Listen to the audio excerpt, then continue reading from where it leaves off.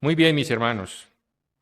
Hoy vamos a empezar, un tema muy apasionante para todos nosotros.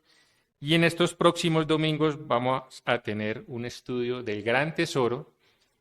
Bueno, es un enorme tesoro, podríamos llamarlo de esa manera.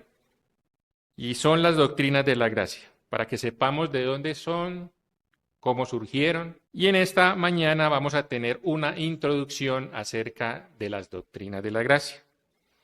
Las doctrinas que cambiaron el corazón del hombre, las doctrinas que transformaron a muchas personas a través de toda la historia. Bueno, en esencia, ¿qué nos enseñan las doctrinas de la gracia? ¿Qué aprendemos de las doctrinas de la gracia? Bueno, las doctrinas de la gracia nos enseñan que la salvación es por la gracia de Dios. Eso es lo primero, por la gracia de Dios. Y sabemos también que no es por ningún esfuerzo humano. El hombre no participa en esta salvación. Las doctrinas de la gracia nos enseñan que el centro del Evangelio es Dios. Dios es el centro del Evangelio. No somos nosotros el centro del Evangelio. El centro del Evangelio es Dios. Y aunque esto, tal vez suene obvio, el punto es que el hombre, el ser humano, no colabora en nada en la salvación del hombre. El hombre es un cadáver espiritual, como lo dice allí, y por lo tanto no tiene la capacidad de buscar a Dios ni de amarlo. No tiene esa capacidad. Si alguien ama a Dios, es porque Dios lo amó primero. ¿Sí? Dios lo amó primero. Y eso significa que Dios es el que decide quién va a ser salvo. Dios es el que decide. La Biblia nos enseña que Dios nos escogió ¿desde dónde? Desde antes de la fundación del mundo. Y no en base a nuestro mérito que haya en nosotros, sino en base al puro afecto de su voluntad. Es la elección de Dios, la elección de Dios. La gracia nos enseña que cuando Cristo murió en la cruz, el Señor, ¿qué fue lo que hizo en la cruz? Salvó perpetuamente a todos sus escogidos. Lo salvó el Señor, garantizando que el Espíritu Santo iba a llamar a ese escogido, lo iba a llamar, iba a perseverar a ese escogido y que iba a llevarlo a la gloria.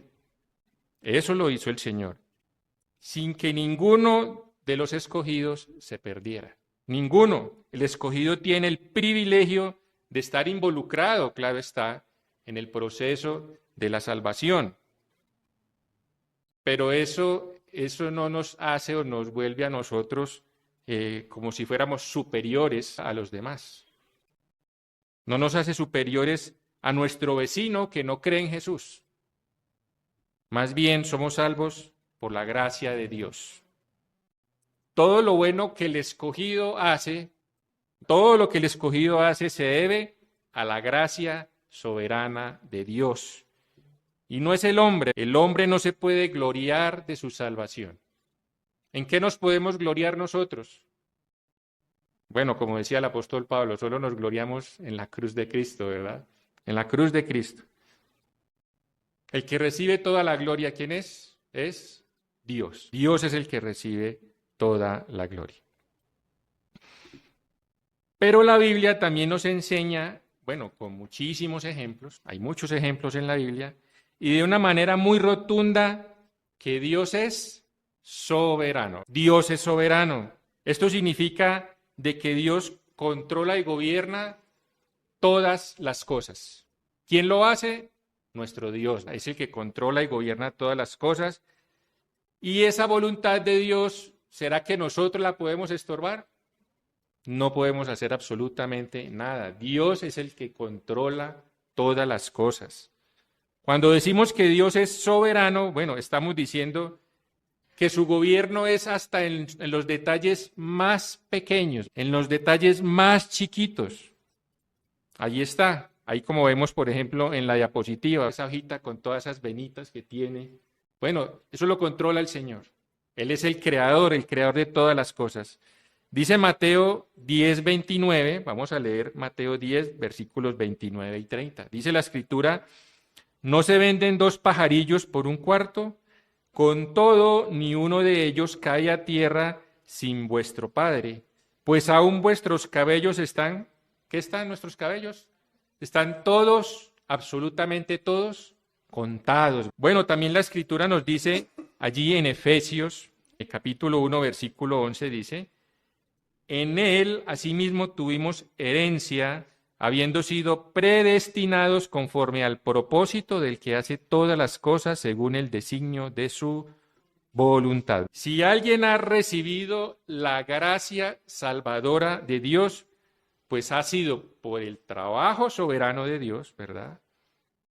Ha sido de acuerdo a la voluntad soberana de Dios y de acuerdo al propósito soberano de Dios. Todo es por la soberanía de nuestro Dios. Bueno, mis hermanos, esto significa entonces que Dios es soberano en todas las cosas, nuestro Dios es soberano, pero también el Señor es soberano en el proceso de la salvación del hombre. En todo, el Señor es absolutamente soberano en todas las cosas. Es soberano en nuestra salvación. Nuestra seguridad de salvación, ¿en quién descansa? En Dios, en su decreto eterno y soberano. Bueno, y hay muchos pasajes que nos afirman esa verdad. Y la Biblia es contundente en afirmarlo. En muchas partes de la Biblia nos dice eso. Por eso nuestra salvación, mis hermanos, como dice la diapositiva, nuestra salvación no es frágil.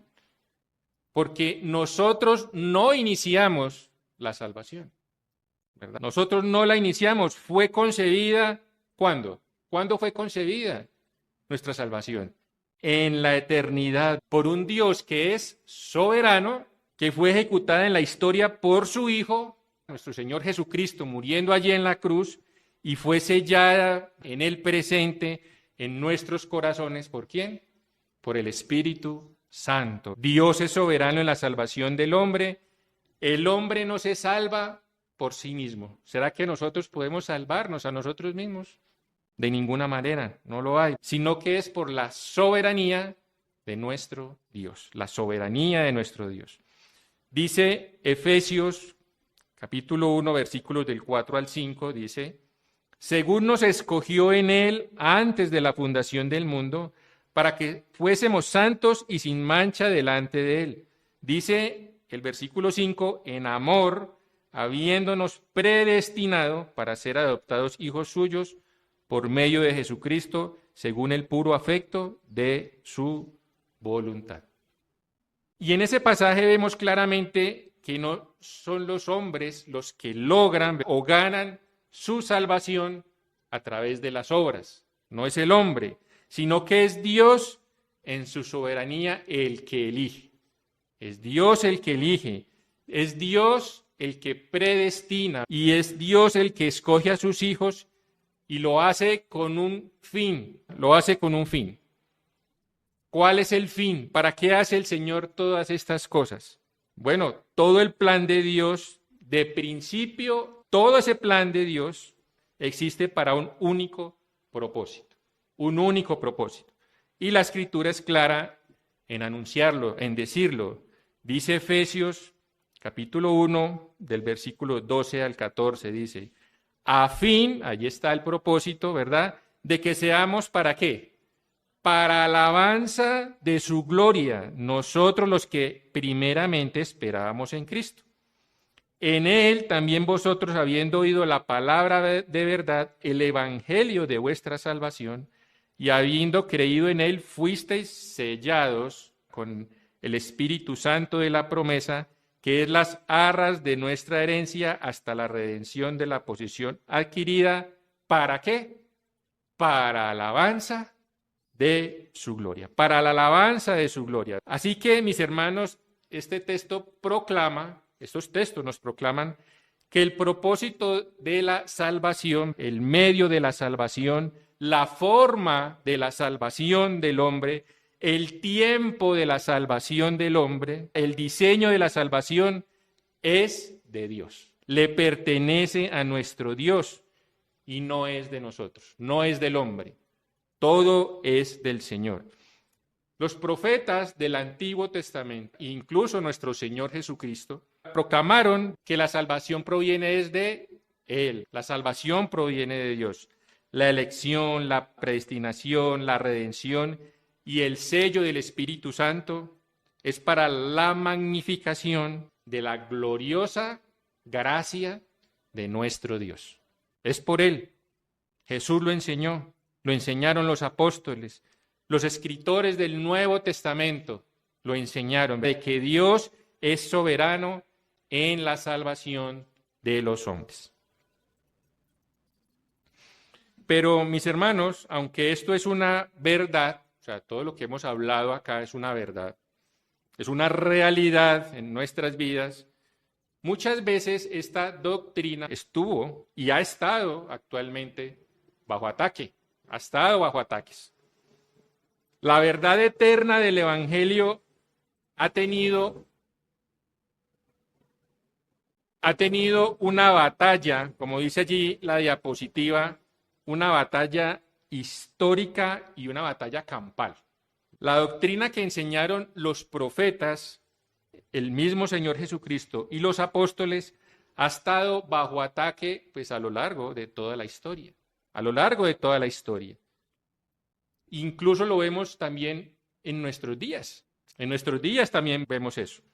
Muy bien, y entrando un poco en el contexto de la historia de la iglesia, bueno, ya sabemos que la iglesia ya existía presente en el Antiguo Testamento, ya estaba por allá la iglesia, ya venía. Pero en el día de Pentecostés es cuando realmente comienza a desarrollar, ¿verdad? El día de Pentecostés. La iglesia primitiva, la luz del Evangelio, como ustedes ven allí en esa diapositiva, esa luz, la luz del Evangelio, comienza a impactar al mundo romano, ¿verdad? Esa luz comienza, la historia de la iglesia es un viaje desde la claridad, como ven allí, un viaje en la claridad a través de la oscuridad, va a la oscuridad hasta su redescubrimiento en la época de los reformadores, en la época de la Reforma Protestante. El Evangelio de la gracia de Dios, esa luz del Evangelio primitivo, bueno, comienza a esparcirse, ¿verdad? Esa luz empieza a esparcirse, nacen nuevas iglesias, comienzan a establecerse iglesias durante el primer siglo, esos primeros 100 años, después en el segundo siglo, después en el tercer siglo. Empieza a crecer la iglesia, pero la iglesia empieza a crecer bajo una persecución terrible por el Imperio Romano. Era una persecución tremenda. Y a partir de los años 300, hubo un cambio en la iglesia, un cambio. ¿Y qué pasó en ese tiempo, en los años 300? Bueno, cuando Constantino, el emperador romano de esa época, abraza el cristianismo. Constantino abraza el cristianismo, el emperador de Roma abraza el cristianismo. Bueno, eso es lo que nos dice la historia. No sabemos si realmente Constantino fue un verdadero creyente o no. No lo sabemos, solo Dios lo sabe. Pero lo que sí sabemos es que ese hecho de que Constantino abrazara el cristianismo, produjo la unión de la iglesia y el Estado. Produjo esa unión de la iglesia y el Estado. Y esa unión y ese poder político hizo que la esencia de la fe comenzara a corromperse. Empezó a corromperse, la fe empezó a corromperse. Entonces, el Evangelio de la gracia y las iglesias pues empiezan a avanzar en el mundo, empiezan a avanzar cada siglo, las persecuciones pues se incrementan, obviamente, se van incrementando hasta que Constantino tomó el poder. Aparecieron hombres en la historia como Agustín de Hipona. Aparecieron hombres en la historia. Agustín de Hipona nació en el año 354 después de Cristo y murió en el año 430 después de Cristo. Bueno, Agustín de Hipona fue el primero de los grandes doctores y teólogos de la iglesia. Fue uno de los primeros, el cual tenía muy claro que el hombre solo puede ser salvo por la gracia de Dios. Este hombre conocía las Escrituras y él sabía que la salvación es solo por la gracia de Dios. Y él lo tenía muy claro en su mente. Su pensamiento, él sabía que era por la gracia de Dios que éramos salvos. Él lo sabía. Y a partir de la caída del Imperio Romano, que fue cerca del año 476 después de Cristo, bueno, por parte de los bárbaros fueron los que atacaron el Imperio Romano, y a partir de la muerte de Agustín es cuando la Iglesia entra en una oscuridad tremenda, una oscuridad terrible. Por los próximos 10 siglos aproximadamente, o sea, más o menos 1000 años de oscuridad. 1000 años de oscuridad. No solamente sobre la vida de la Iglesia, sino también sobre la vida, pues, de las personas, sobre la vida de la sociedad. 1000 años de oscuridad. La caída del Imperio Romano de Occidente, bueno, esa destrucción no destruyó a la Iglesia católico romana, no la destruyó. Al contrario, la Iglesia ya oficial, pues ya estaba oficializada la Iglesia católica, ya estaba centralizada, bueno, emergió como la institución más estable tras esa invasión de los bárbaros y la caída del Imperio Romano. La Iglesia católico romana se transformó de una religión imperial, la religión del imperio, a la institución dominante, la institución que dominaba a Europa en esa época medieval. Y se produjo un cambio. Bueno, ¿qué cambio produjo eso? Cuando la Iglesia de Cristo dio paso a la Iglesia católico romana, el Evangelio de la Gracia dejó de ser una buena nueva y se convirtió más bien en un evangelio ¿de qué? De obras, un evangelio de obras durante todo ese periodo medieval, un evangelio de obras, entre el siglo IV hasta los siglos XV y XVI. Entonces, miren las fechas, para que ustedes tengan una idea de cuánto estuvo la Iglesia en oscuridad. Desde el siglo IV después de Cristo hasta el siglo XV y XVI. Tremendo. Jesús dijo que la Iglesia es la luz del mundo. La Iglesia es la luz del mundo. Que nosotros somos la sal de la tierra. Este cambio produjo consecuencias terribles. Si la Iglesia está en oscuridad, ¿qué va a pasar con la sociedad? Pues la sociedad también va a estar en oscuridad. Y eso fue exactamente lo que ocurrió. Eso fue lo que pasó. La Iglesia durante esos 1000 años se convirtió más bien en un poder político altamente corrupto. Entonces, cuando la Iglesia empieza a esparcirse, comienza también la Iglesia a ser denunciada. Y empieza a ser denunciada por algunas voces en el desierto. Estas voces proclamaban la corrupción moral de la Iglesia, pero también empezaron a proclamar la corrupción misma de la doctrina. Comienzan a proclamar. Bueno, hubo una luz muy pequeña que empezó a alumbrar en medio de ese desierto de la oscuridad. Una luz muy tenue, como lo marca allí la diapositiva. Dios levanta primero a los prerreformadores, a hombres como Pedro Baldo, como John Wycliffe, Juan Hus, y entre otros, hubo otros reformadores. Hubo más reformadores. Y en un momento dado de la historia, en el siglo XVI, llegamos a lo que hoy conocemos como la Reforma Protestante, donde la luz del Evangelio ya vuelve a brillar con mayor intensidad. Brilla la luz del Evangelio. Dios ya levanta a hombres como Martín Lutero, Juan Calvino, Ulrico Zwinglio, Bueno, ellos entendieron el Evangelio, lo entendieron, el Evangelio de la gracia de Dios, y lo predicaron de nuevo a las multitudes, a las personas. Desde distintos lugares ellos lo proclamaron, siguiendo las ideas claramente de Agustín de Hipona. Ellos lo hicieron. Ellos levantaron la voz en contra de lo que la iglesia había estado enseñando, en contra de lo que la iglesia católico romana enseñaba en aquellos días, como doctrina de salvación. La salvación a través de obras y la compra de indulgencias. Bueno, conocemos la historia para el perdón de los pecados y muchas otras herejías que la iglesia católica enseñaba en ese entonces. Entonces, estas doctrinas bíblicas reformadas en ese momento comienzan nuevamente a ser enseñadas y la iglesia comienza otra vez a reverdecer. Comienza a reverdecer la iglesia. La luz comienza a brillar nuevamente. Esas tinieblas empiezan a opacarse y empieza a brillar la luz del Evangelio. Después de 1000 años de oscuridad, vino la luz nuevamente al mundo. Y lo que vino fue el resurgimiento de doctrinas. Bueno, estas doctrinas ya, hay que tener en cuenta esto, mis hermanos, esas doctrinas ya conocidas, ya enseñadas, ya habían sido predicadas tanto en el Antiguo Testamento y en el Nuevo Testamento por Jesús y los apóstoles. Ya habían sido enseñadas en la iglesia primitiva.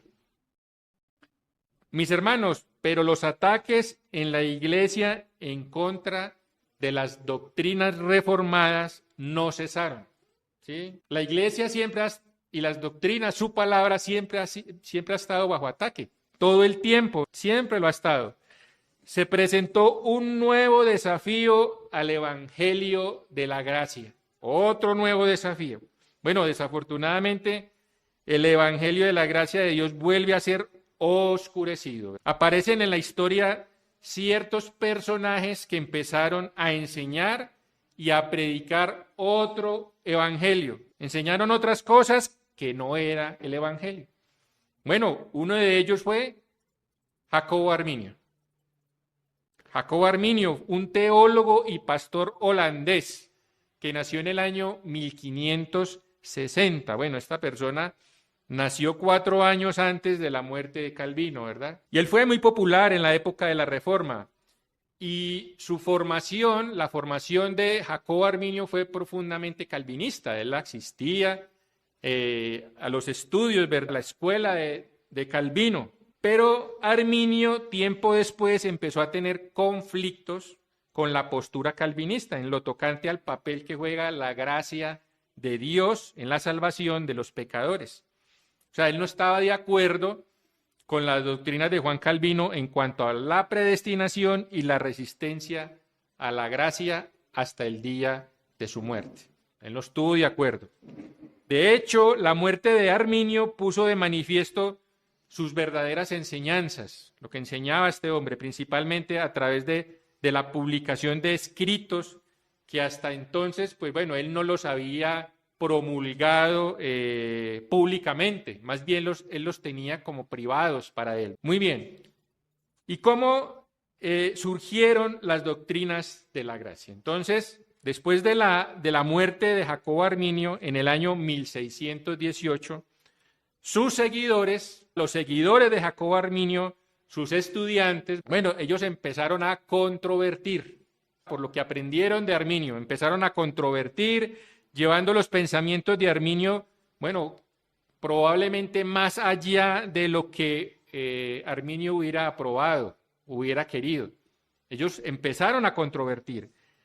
¿Qué hicieron ellos? Bueno, ellos presentan un escrito en oposición a las enseñanzas propias de la Reforma protestante. Ellos presentan estos escritos, estas declaraciones de objeción, bueno, normalmente se les conoce como protestas, las protestas que ellos hicieron. Este documento en particular, mis hermanos, se volvió tan crucial, ¿verdad?, que ahora se recuerda simplemente, y este nombre, para que ustedes se acuerden, se le conoce como la remonstrance. Y a los partidarios de Jacobo Arminio se les llamó en esa época los remonstrantes, ¿sí? Porque ellos hicieron ese documento. Y muchas de las iglesias en Holanda y en Europa pues ya se habían adherido a las confesiones que actualmente existían en esa época, la confesión belga y la confesión de Heidelberg. Estas eran las confesiones tradicionales de la época. O sea, recuerde que habían otras confesiones, aparte de nuestra confesión de fe bautista, ¿verdad?, de 1689. Sin embargo, los remonstrantes, o los arminianos, ellos no querían adherirse a estas confesiones belgas, a la confesión de Heidelberg. Ellos presentaron sus escritos al Estado holandés, donde describían su inconformidad con las doctrinas de la Reforma. Ellos presentaron la remonstrance al Estado holandés. Y ellos comenzaron a escribir entonces lo que ellos creían con respecto a la soberanía de Dios. Ellos redactaron su documento en cuanto a lo que ellos pensaban acerca de la salvación y la responsabilidad del hombre. Y ellos lo hicieron con un propósito, lo hicieron tratando de que el gobierno de Holanda eliminara las enseñanzas del catecismo de Heidelberg y que cambiara también la confesión belga. O sea, es tremendo lo que ellos hicieron. Ellos querían eliminar lo que se había enseñado. Esa luz que impactó el mundo, querían opacarla nuevamente. Bueno, la protesta incluyó 5 puntos. Los 5 puntos de los arminianos, que se pueden resumir de la siguiente manera. Los voy a leer y ahorita vamos a mirar lo que ellos colocaron allí. Bueno, y es interesante que el primer punto que ellos colocaron fue la elección condicional. Ese fue el primero, la elección condicional. El segundo punto fue la expiación universal o expiación general. El tercer punto fue la habilidad humana o libre albedrío. El cuarto punto fue la gracia resistible. Y el quinto punto, la perseverancia condicional. Esos fueron los puntos que ellos colocaron. Los arminianos creían que, las escrituras les permitían ellos interpretar la verdad acerca de su salvación, y ellos enfatizaban mucho lo que es el libre albedrío en el hombre, una mayor participación del hombre en su salvación, una mayor participación del hombre en su salvación. Este documento que los arminianos entregaron al Estado holandés, eso provocó, mis hermanos, que representantes de la iglesia de aquel momento, eran 84 personas, se reunieran en un sínodo en la ciudad de Dorf, en Holanda, allí en Holanda, para analizar a la luz de las escrituras los escritos de los arminianos. Mis hermanos, después de 6 meses que duró ese sínodo, 6 meses, y abriendo las escrituras durante todo el día, y después de 154 sesiones, imagínense lo que llevó este sínodo, 154 sesiones, ellos no vieron ningún sustento bíblico para que los puntos de los arminianos fueran vistos con buenos ojos. Al contrario, ¿qué hicieron ellos? Confirmaron las confesiones de fe de su época, las confirmaron y decidieron presentar los 5 puntos que ellos consideraban bíblicos con respecto a los escritos que ellos estaban colocando allí. Y a estos 5 puntos, mis hermanos, se les conoce como las doctrinas de la gracia. Las doctrinas de la gracia o los 5 puntos del calvinismo, como los conocemos nosotros actualmente. La pretensión de los 5 puntos del calvinismo o las doctrinas de la gracia era defender la soberanía de Dios. Defender la soberanía de Dios.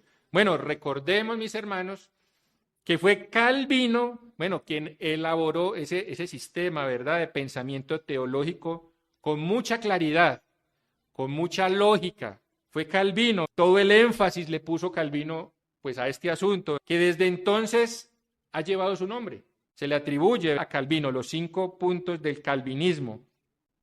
Por supuesto, claro, sabemos que él no fue el creador de las doctrinas, sino que solo expuso lo que en su opinión, ¿verdad?, brillaba con más luz, con más claridad en las páginas de la Biblia, lo que él consideraba.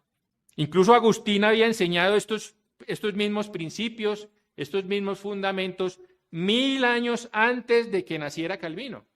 Ya Agustín lo había puesto. Y todos los líderes del movimiento de la Reforma Protestante, bueno, ellos enseñaban lo mismo, proclamaban lo mismo que había dicho Agustín. Todos los reformadores volvieron a traer las enseñanzas bíblicas, pero fue Calvino, con su profundo conocimiento de las Escrituras, fue él y su agudo intelecto que él tenía, que expuso y defendió esas verdades con una mayor claridad, ¿verdad? Con una mayor habilidad para exponer este asunto. Y lo que hace Calvino es volverlas a enseñar, pues en un momento en la historia donde el mundo pues estaba siendo trastocado, porque la iglesia estaba saliendo de ese oscurantismo en el que estaba siendo sumergida por aproximadamente 1000 años. Estas doctrinas de la gracia o los 5 puntos del calvinismo, bueno, en realidad son doctrinas ya bíblicas, son doctrinas bíblicas que ya el apóstol Pablo en sus cartas y los evangelistas pues ya habían enseñado mucho tiempo atrás, ¿sí? Ya están en la Escritura, ¿sí? Ahora, los 5 puntos de los arminianos lo que hacen es rebajar y transgredir la soberanía de Dios y la gracia de Dios en la salvación de los pecadores. Eso es lo que hace la remonstrance, por decirlo de esa manera. En cambio, lo que hacen las doctrinas de la gracia, mis hermanos, es defender la soberanía de Dios en la salvación de los hombres. Defiende la soberanía de Dios. Y el objetivo de ellos, del sínodo de Dorf, era que las personas pudieran alabar la soberanía de Dios, alabar la soberanía de Dios en la salvación del hombre. Entonces, la respuesta que dio el sínodo a la remonstrance, o los 5 puntos escritos por los arminianos, mis hermanos, no fue el tulip, como lo vemos acá, no fue el tulip, sino fue ultip, por llamarlo de esa manera.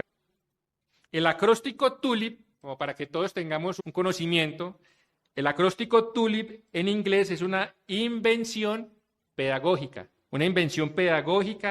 del siglo XX y se atribuye generalmente al doctor, bueno, permítame, yo lo leo acá, Cleran Boyd McCaff.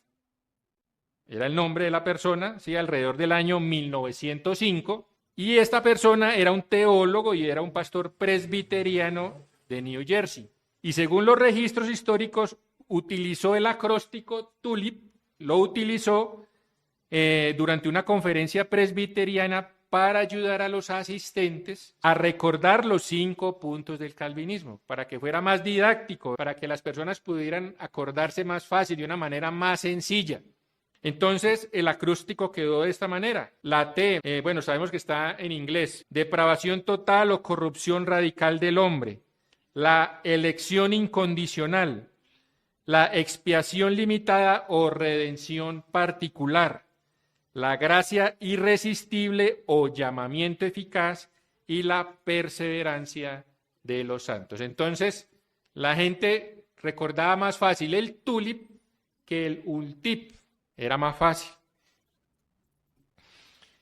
Y para entenderlas mejor, mis hermanos, entonces vamos a mirar los puntos del arminianismo comparado con los puntos del calvinismo o las doctrinas de la gracia.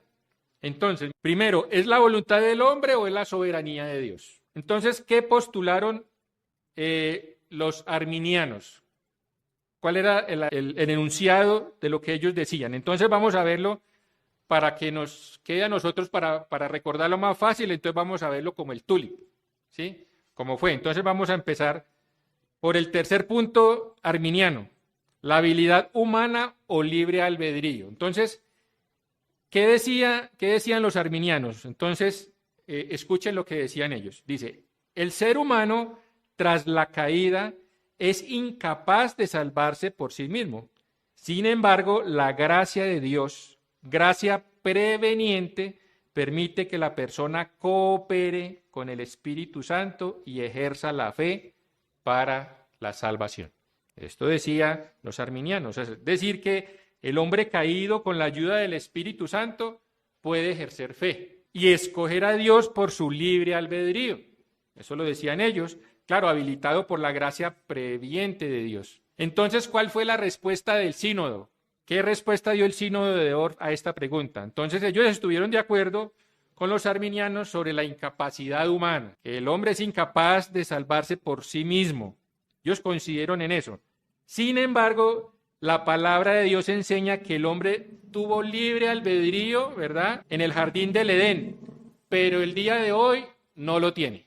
El hombre no tiene libre albedrío. ¿Por qué? Porque el hombre esclavizó su voluntad al pecado, Entonces, la contraparte de ese libre albedrío que postulaban los arminianos es la depravación total del hombre, El siguiente punto arminiano es la elección condicional, Entonces, dicen ellos, Dios eligió a aquellos que por su libre albedrío, habilitado por la gracia preveniente, responderían con fe a la oferta de salvación. La elección de Dios se basa en su presciencia, ¿sí?, de la fe humana, no es incondicional. Eso decía el arminianismo con respecto a la elección condicional. ¿Cuál fue la respuesta del sínodo? ¿Sí? ¿Qué dijeron el sínodo de Dort?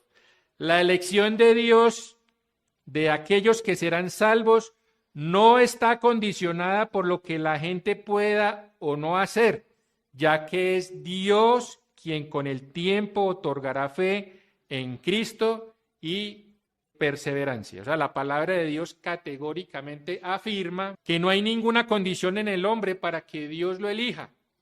No hay ninguna condición.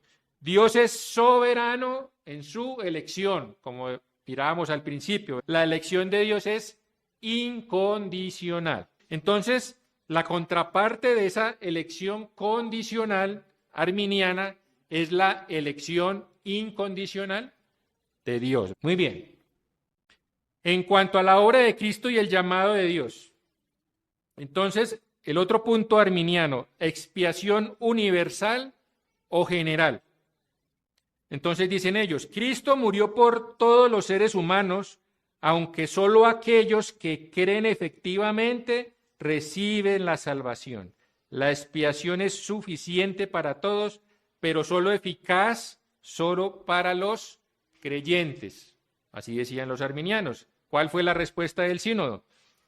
En la cruz Jesús tomó sobre sí los pecados de aquellos que Dios ha elegido salvar, dándoles satisfacción total y permanente. O sea, la Escritura es clara en decir que Cristo murió por los suyos, que murió por sus hijos, por su pueblo, no por todo el mundo, sino por su pueblo, sus hijos. Entonces, la contraparte de esa expiación universal que postulaban los arminianos es la expiación limitada de Dios. Muy bien.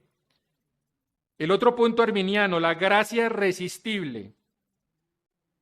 Gracia resistible. Decían ellos, la gracia de Dios es un llamado serio a la salvación que puede ser resistido por el libre albedrío humano. No es una fuerza irresistible que obliga a la fe, sino una oferta a la que el ser humano puede negarse. Entonces, ¿cuál fue la respuesta del sínodo? Si Dios decide salvar a alguien por su gracia, esta persona no podrá decir que no. Esa fue la respuesta del sínodo. O sea, la Biblia enseña que cuando Dios llama a alguien para salvación, mis hermanos, bueno, esa gracia es irresistible. Ese llamado siempre va a ser eficaz, siempre va a ser eficaz. Entonces, la contraparte de esa gracia de Dios resistible es la gracia irresistible de Dios. Y el último punto arminiano, la perseverancia condicional. Entonces, ¿qué decían los arminianos sobre este punto? Los creyentes tienen la posibilidad de caer de la gracia o perder su salvación y se apartan consciente y deliberadamente de Dios. La perseverancia final depende de la continua fe y obediencia de los creyentes, decían los arminianos. ¿Cuál fue la respuesta del sínodo? Cuando Dios elige salvar a una persona, esa persona perseverará en la fe y Dios lo preserva hasta el fin. Esa fue la respuesta del sínodo. Entonces, la Biblia enseña que los verdaderos creyentes nunca jamás se perderán. Jamás se perderán. Eso enseña la Biblia. Porque Dios los preserva. Dios los preserva. Ellos mantendrán su fe y perseverarán siempre en Cristo para salvación, ¿verdad? Entonces, la contraparte de esa posibilidad de perder la salvación es la perseverancia de los santos. Los cánones de Dort, mis hermanos, o las doctrinas de la gracia, bueno, estos escritos fueron escritos en latín, lo escribieron en latín como un texto pastoral para personas laicas, o sea, que ellos pudieran entender lo que estaban allí escritos. El sínodo creía que estaban compuestas para la gloria de Dios. Bueno, y ese debe ser el objetivo. Para la integridad de la verdad, para la integridad de la paz y el bienestar de la iglesia en ese entonces en Holanda. En realidad, mis hermanos, lo que terminaron brindando fue un consuelo, estos escritos, ese sínodo, un consuelo para todas las iglesias reformadas, para todas, tanto en la Europa de ese siglo XVI, XVII, como en todo el mundo. Eso trajo paz y tranquilidad. Mis hermanos, las doctrinas de la gracia son un rasgo distintivo de todas las iglesias protestantes, de todas las iglesias históricas, confesionales, reformadas. Es un distintivo, mis hermanos. ¿Y por qué las enseñamos? ¿Por qué enseñamos las doctrinas de la gracia? Mis hermanos, porque es el centro mismo del Evangelio. El mismo centro del Evangelio. Por eso son tan importantes las doctrinas de la gracia. Y son verdades fundamentales que todos nosotros como creyentes debemos conocer. Son verdades fundamentales. ¿Por qué son fundamentales, mis hermanos? Pues porque el fin de todas las cosas es la gloria de Dios. Darle la gloria a nuestro Creador, a nuestro Salvador. El objetivo de la salvación es para la gloria de Dios. El medio de la salvación es para darle la gloria ¿a quién? A Dios. La forma como Dios determinó la salvación del hombre es para su gloria. Es para su gloria. El tiempo y el diseño de la salvación es para la alabanza y la gloria de Dios. El centro del Evangelio no somos nosotros. Nosotros a veces nos paramos enfrente de un espejo y nos miramos a nosotros y ese es nuestro mundo. Ese es nuestro mundo. No, mis hermanos, el centro del Evangelio es Dios. Todas las cosas fueron creadas y existen para la gloria de Dios. Como lo dice Romanos 11:36, dice, porque de Él y por Él y para Él son todas las cosas, a Él sea la gloria por los siglos. Amén. Y estos 5 puntos, mis hermanos, del calvinismo o las doctrinas de la gracia, pues es lo que vamos a compartir y vamos a estar enseñando una por una, bueno, si es la voluntad de Dios durante estos próximos domingos, que el Señor nos permita alimentarnos de su palabra y podernos gozar en medio de estas enseñanzas. Entonces, vamos a orar, mis hermanos, para pasar a las preguntas y dándole la honra y la gloria a nuestro Señor. Señor, te damos muchas gracias, Señor, por este estudio que el día de hoy, Señor, iniciamos sobre las doctrinas de la gracia. Te pedimos que nos ayudes a comprender mejor, Señor, la Escritura. Señor, enséñanos tu palabra. Y sobre todas las cosas, Señor, concédenos un mayor aprecio por nuestro Salvador y por la salvación que nosotros tenemos en Él. Te pedimos, Señor, que tu palabra sea de bendición y luz para todos nosotros, Señor. Que la luz del Evangelio brille, Señor, con mucha intensidad en nuestro corazón en medio de tanta oscuridad. Que todo lo que aprendamos, Señor, sea para la edificación de tu iglesia, porque como hemos aprendido, Señor, el fin de todas las cosas es para la alabanza de tu gloria. Te lo pedimos, Señor, en los méritos de nuestro Señor y Salvador Jesucristo. Amén.